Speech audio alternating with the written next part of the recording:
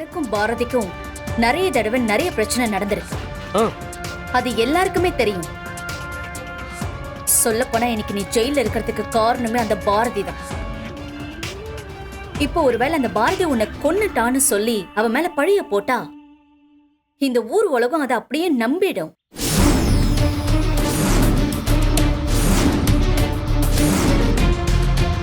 ஐயோ, என்ன மேடம் பொசுக்குன்னு எப்படி சொல்லிட்டீங்க?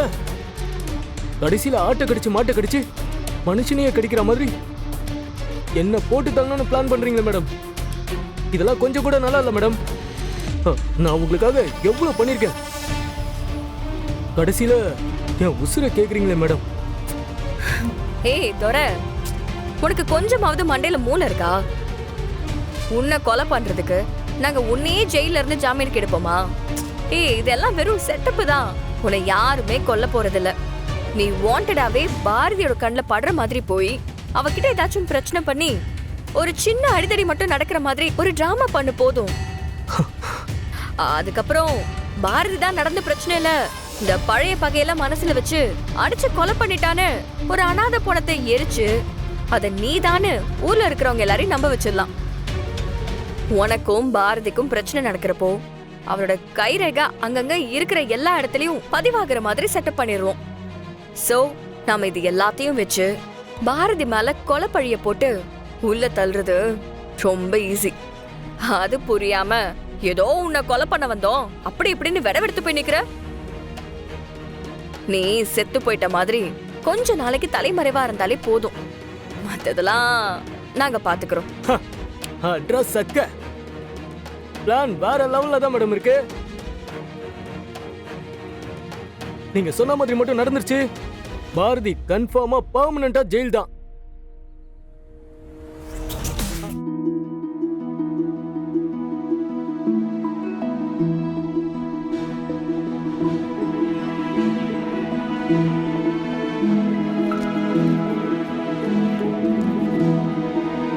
கடவுளே, வர வெள்ளிக்கிழமை என்னோட பிறந்த நாள். போன வருஷம் என்னோட பிறந்த நாளைக்கு உன்னோட கோவில்ல வந்து என் அப்பா என் கூட இருக்கணும்னு வேண்டிக்கிட்டேன். நீயும் அதே மாதிரி என்னோட பிறந்த நாள் அன்னைக்கு என் அப்பா என்னோட இருக்கிற மாதிரி நீ பண்ணிட்ட. இந்த வருஷம் என் அப்பா என் அம்மா 2 பேரும் என் கூட சேர்ந்து கேக் வெட்டி என்னோட பிறந்த நாளை கொண்டாடணும்னு ஆசைப்படுறேன். எப்பவும் நான் உன்கிட்ட அது வேணும் இது வேணும்னு கேட்டது கிடையாது. ஆனா இந்த வருஷம் எனக்கு பிடிச்ச ஒரு பொருளை அப்பாவும் அம்மாவும் சேர்ந்து வாங்கி கொடுக்கணும்னு நான் ஆசைப்படுறேன். என்னோட இந்த ஆசை நிறைவேற உன்கிட்ட நான் வேண்டிக்கிறேன். நான் ஆசைப்பட்டதை நீ கொடுப்பேன்னு நான் நம்புறேன். இந்த பிறந்த நாளைக்கு நான் என் அப்பா அம்மாவோட சேர்ந்து சந்தோஷமா இருக்கணும். எனக்கு அது போதும். ப்ளீஸ், நான் வேணுனதை கண்டிப்பா நடத்தி கொடு சாமி. என்னாச்சுப்பா, ஏன் காரை நிப்பாட்டிட்டீங்க? அதுவா, கார் மேலே ஏதோ வந்து விழுந்த மாதிரி இருந்துச்சு. வைப்பர் போட்டும் ஒர்க் ஆகலை. சரி, நீங்கள் உள்ளே இருங்க, நான் என்னன்னு பார்த்துட்டு வரேன். சரிப்பா.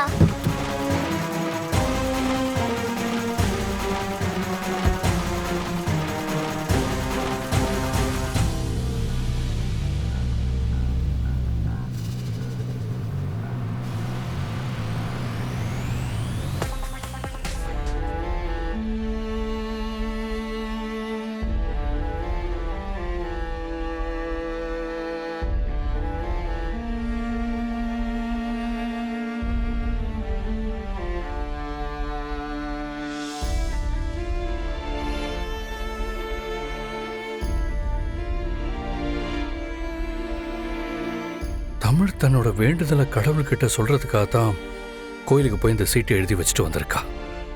கடவுள் அதை ஏன் என் கண்ணில் பட வச்சிருக்காரு? அவளுக்கு வெள்ளிக்கிழமை பர்த்டே. அவள் ஆசைப்பட்ட மாதிரியே அவன் நினைச்ச எல்லா விஷயத்தையும் செஞ்சு இந்த பர்த்டேவை அவளுக்கு ஒரு பெஸ்டான நாளா மாத்தறான். தமிழ் எனக்காக அவளுக்குள்ளேயே ஏங்கிட்டு இருக்கா. இந்த சின்ன வயசுல அவன் நிறைய கஷ்டப்பட்டுட்டா. இனி அவ எதுக்காகவும் ஏங்க கூடாது. உனக்கு நான் இருக்கேன் தமிழ். நானும் பாரதியும் சேர்ந்து தமிழோட நின்று கேக் கட் பண்ணணும்னு ஆசைப்படுறான். ஆனா அதை கூட என்கிட்ட அவ சொல்ல முடியாம கடவுள்கிட்ட வேண்டிக்கிற இந்த நிலைமைய நான் சீக்கிரமா மாத்துவேன். நீ உரிமையோட இந்த அப்பா கிட்ட எதையும் தயங்காம கேட்கிற நாள் சீக்கிரமா வரும்.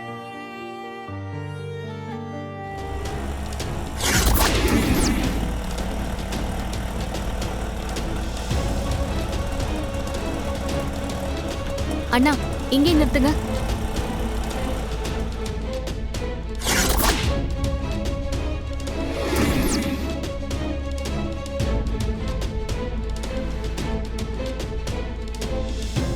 துரை எப்படி ஜெயில இருந்து வெளியே வந்தான்? எப்ப வந்தான்? வந்தவன் கண்டிப்பா சும்மா இருக்க மாட்டான். ஏதாவது பிளானோட வந்திருக்கானா? உள்ள போய் பாப்போம்.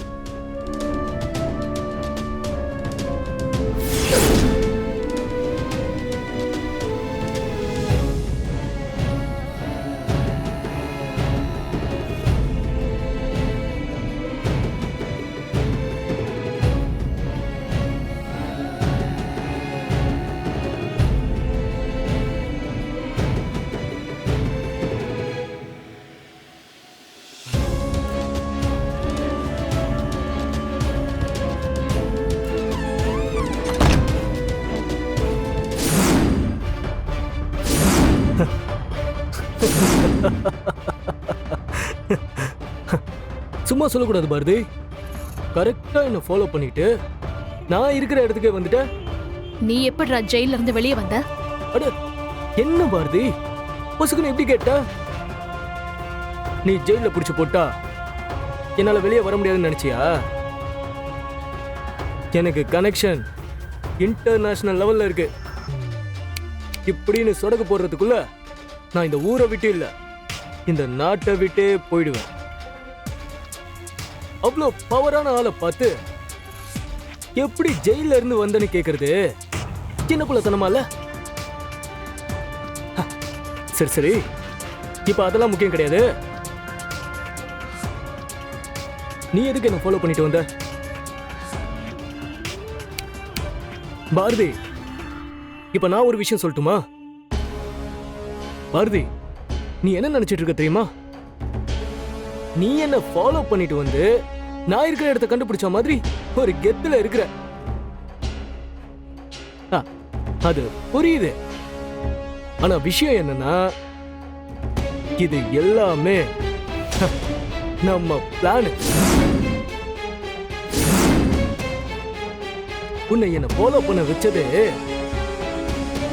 ஐயாவோட மாஸ்டர் பிளான் தான்.